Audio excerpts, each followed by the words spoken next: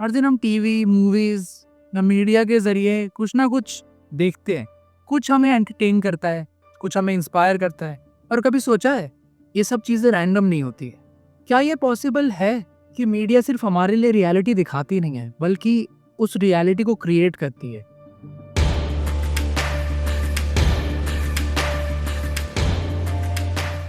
Predictive programming जो है वो एक साइकोलॉजिकल टेक्निक है जिसका कॉन्सेप्ट है, अगर तुम लोगों को एक शॉकिंग या अनबिलीवेबल सी चीज़ पहले ही दिखा दी जाए, तो जब वो चीज़ रियल लाइफ में होती है तो लोग उसे बहुत इजीली एक्सेप्ट कर लेते हैं।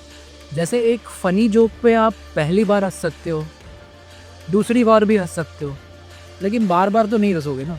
इसका मतलब है कि मीडिया एक मेंटली रिहर्सल कराती है। पहले वो लोग ऐसा कोई कंटेंट दिखाएंगे जिसकी शॉक वैल्यू हो, उसको दिखाते रहते हैं ताकि कुछ टाइम बाद वो चीज़ बहुत नॉर्मलाइज हो जाए।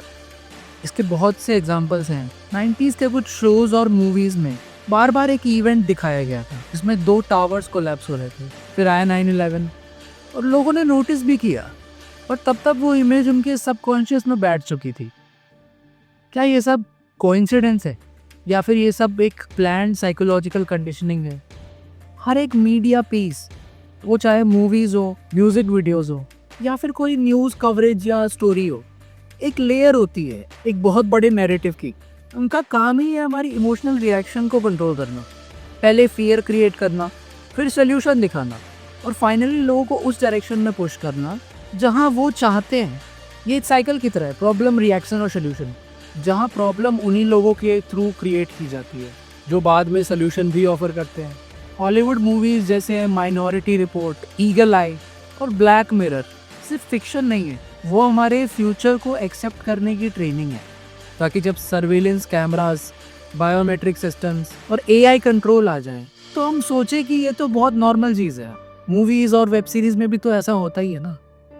सबसे डेंजरस पार्ट, हम विलिंगली इस ट्रैप में फंसते जा रहे हैं। हम अपने डिवाइसेस, सोशल मीडिया और कंटेंट के जरिए अपना डेटा, अपनी चॉइसेस और अपना टाइम उन्हीं लोगों को दे रहे हैं जिनसे हम सोचते हैं कि हम एंटरटेन हो रहे हैं। प्रेडिक्टिव प्रोग्रामिंग का असली पावर वही है, तुम्हें कन्विंस कर देना कि तुम्हारा कंट्रोल तुम्हारे हाथ में ही है, जबकि असल में तुम्हारे थॉट्स उनके थ्रू प्रोग्राम्ड है। आज की जनरेशन के लिए हर नई इवेंट, हर नई टेक्नोलॉजी के पीछे एक सबकॉन्शियस एक्सेप्टेंस बनती जा रही है, और इन सब के पीछे वही सिस्टम है जिसका डिस्कशन हमने पार्ट 1 और 2 में किया था। तो अगर मीडिया के जरिए हमारे थॉट्स और रिएक्शंस कंट्रोल किए जा रहे हैं, तो क्या ये पॉसिबिलिटी है कि कुछ बड़े ग्लोबल इवेंट्स भी कंट्रोल्ड हैं, या फिर हम यूँ कहें कि उन्हें पहले से प्लान किया जाता है?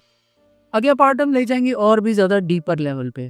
प्लान्ड इवेंट्स कैसे कुछ ट्रेजेडीज और वर्ल्ड वाइड चेंजिंग इंसिडेंट्स सिर्फ एक्सीडेंट्स नहीं है, बल्कि प्री डिसाइडेड मूव्स है एक बड़े ग्लोबल चेस बोर्ड पर।